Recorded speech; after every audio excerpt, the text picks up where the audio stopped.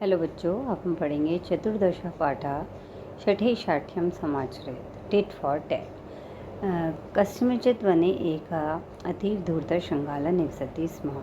किसी वन में एक बहुत ही धूर्त गीदड़ था। सः सदैव आत्मां चतुरा ममत्वा अन्य जीवान् उपासते स्म। वह हमेशा अपने आप को चतुर मानता था और अन्य जीवों का मजाक उड़ाता था। एकदा स वने एकम् उष्ट्रम् अपश्यत्। यह शुकाग्नि तृणानि चरति स्म। एक बार उसने वन में एक ऊँट को देखा जो बहुत सूखी घास चर रहा था। श्रृंगालय अचिंत्यत, श्रृंगाल ने सोचा, अयम जीव विचित्र, यह जीव विचित्र है। अस्य जंघाया दीर्घा, इसकी जांघें लंबी हैं। ग्रीवा दीर्घा, गर्दन लंबी है। मुखम दीर्घा, मुख भी बड़ा है। पूछम हस्रवा, पट पूँछ छोटी है। कर्णो नेत्र चापी हस्रवा, कान और आंखें भी छोटे हैं। एवं अस्य जीवस्य शरीरम तु अति विचित्रम, इस जीव का शरीर अति विचित्र है। अवश्यम मम सदृश्य चतुर नास्ति, अवश्य ही यह मेरे समान चतुर नहीं है। अतएव अधुना अहम अस्य उपहासं कृत्वा चित्तम विनोदयामि। तो ऐसा सोचकर उसने सोचा, चलो इसका मजाक कर उड़ाते हैं और आनंद प्राप्त करते हैं। तभी एव चिंत्यावितानि धूर्त श्रृंगालय उष्ट्रम समीपम अगच्छत्। ऐसा सोचकर जो धूर्त श्रृंगाल था, धूर्त गीदड़ था, वह ऊँट के समीप गया। एन अवदत् च, और कहा, मातुल, मामा जी, अपि कुशलो भवान, क्या आप ठीक ठाक हैं? तभी कथम शुष्कानि तृणानि चरति भवान, आप ये सूखी घास क्यों चर रहे हैं?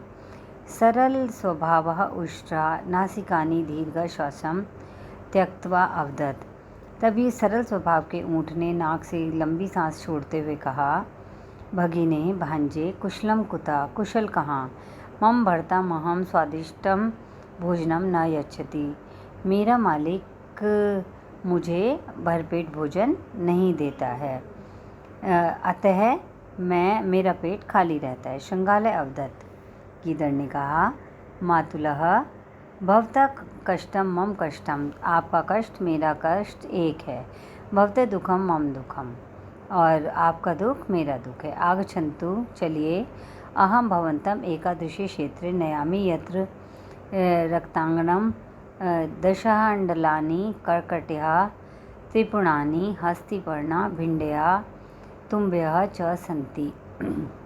उसने कहा कि यहाँ एक खेत है जिसमें बहुत सारे टमाटर, तरबूज, ककड़ियाँ, खीरे, तोरी, भिंडी और लौकियाँ हैं। हम दोनों वहाँ आनंद से खाएंगे। एतत् श्रुत्वा उष्ट्रः सहर्ष श्रृंगालेन सम गंतुम उद्यते अभवन्। यह सुनकर ऊँट सहर्ष गीदड़ के साथ जाने के लिए तैयार हो गया। यदा तौ नद्या समीप गच्छता तदा श्रृंगालय उष्ट्रस्य पृष्ठम आरोहत्। जब वे दोनों नदी के पास आए तब गीदड़ ऊँट की पीठ पर चढ़ गया। एव तौ नद्या पारम अगच्छत्, वे दोनों नदी पार आ गए। तब तत्र हरितानि क्षेत्राणि अपृच्छताम प्रसन्ना भवताम च, वहाँ हरे भरे खेत देखे और खुश हो गए। रात्रो श्रृंगालय अवदत्, रात में गीदड़ ने कहा, मातुल, स्वच्छंदा भूत्वा त्वं दंडालानि कर्कणानि रक्तांगणानि त्रिपुषाणि च चरतु। गीदड़ बोला, मामा जी, स्वच्छंद होकर तरबूज, ककड़ी, टमाटर और खीरे खाओ। अत्र कृषकः नास्ति, यहाँ किसान नहीं हैं। तस्य गृहं क्षेत्रेभ्यः दूरम अस्ति, उसका घर खेतों से दूर है। श्रृंगालस्य उत्तरं तु अति लघु आसीत्, अतः शीघ्रमेव तस्य उदरं पूर्णम् अभवत्। परम उष्ट्रस्य उदरम तो विशालमास्ति, अतः तत् पूर्ण नाभवत्। गीदड़ का पेट तो बहुत छोटा था, इसलिए उसका पेट भर गया, किंतु ऊँट का पेट तो बड़ा था, इसलिए वह पूरा नहीं भरा। यदा श्रृंगालस्य उदरम पूर्णम अभवत् तदा श्रृंगालय उच्चै शब्दम करोत्, और जब गीदड़ का पेट भर गया तब गीदड़ ने जोर से आवाज़ की। तब तस्य शब्देन आकृष्टः कृषकः दंडं नीत्वा तत्रागतः तं दृष्ट्वा श्रृंगालय दूरी पालयति। और जब गीदड़ की आवाज़ सुनकर किसान डंडा लेकर वहाँ यहाँ उसे देखकर गीदड़ भाग गया। तब कृषकक्षेत्रस्य मध्ये उष्ट्रं दृष्ट्वा तं दंडेन बहु अताड़यत्। तब किंतु जब किसान ने ऊँट को खेत के बीच में खड़े हुए देखा तो उसे डंडे से बहुत पीटा। वराका उष्ट्रा दंड प्रहारेण व्याकुल भूत्वा अधावत प्राणान च अक्षरत। जो बेचारा ऊँट डंडे के प्रहार से बेचैन होकर दौड़ा और प्राणों को बचाया।